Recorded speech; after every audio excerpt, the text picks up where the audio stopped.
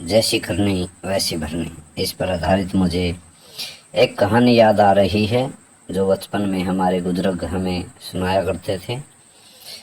एक गांव में एक साहूकार बनिया था। कुछ ही समय के बाद उनके घर में ऐसी बीमारी आई कि दोनों का देहांत हो गया और उनका एक लड़का था। वह लड़का उस समय लगभग 2 या 3 साल का था। उसके बाद उसकी नानी उसको अपने घर ले गई, वहाँ पढ़ाया लिखाया और उसकी शहर के अंदर वही अपने पिता वाली पुरानी दुकान, कपड़े की दुकान खुलवा दी। एक दिन वह सब्जी वगैरह कुछ चीज़ों के अंदर नखरे दिखा रहा था, तभी उसकी एक मामी ने ताना मार दिया कि इतनी अगर स्वाद सब्जियां चाहिए तो अपनी पत्नी को ले आ। उसने कहा भी पत्नी कैसी?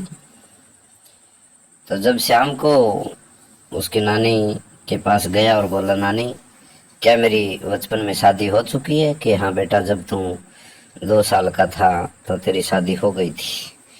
पहले बचपन में ही शादियां तय कर दिया करते थे। और वह फिर बाजार में अपनी दुकान में गया, पूरे दिन सोचता रहा कि मेरी शादी कहाँ हुई, कब हुई, कैसे हुई। इसका पता लगाने के लिए मुझे गांव में जाना पड़ेगा। वह गांव में आया, अपने चाचा ताऊ परिवार के लोगों से मिला, उनसे पूछा क्या मेरी शादी हुई है?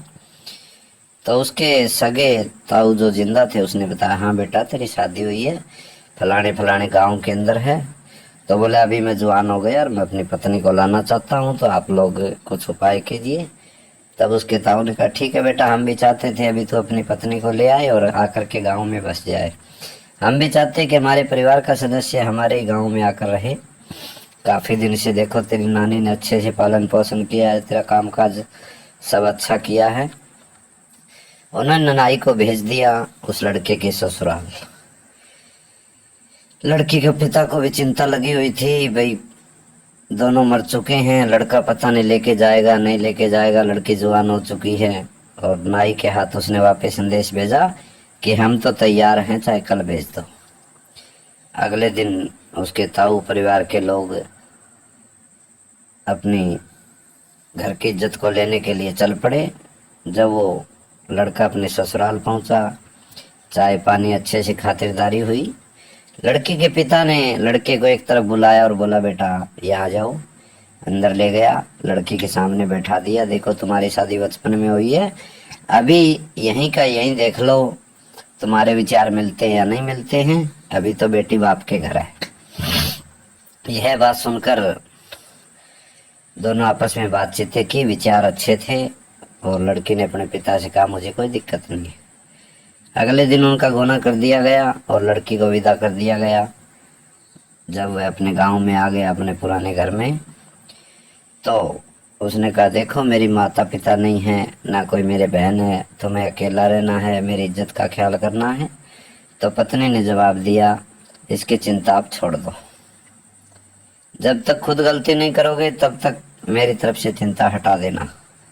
आज के समाज की सबसे बड़ी यही पहचान है, दूसरे की गलती नजर आ जाती है, अपनी नजर गलती नजर नहीं आती।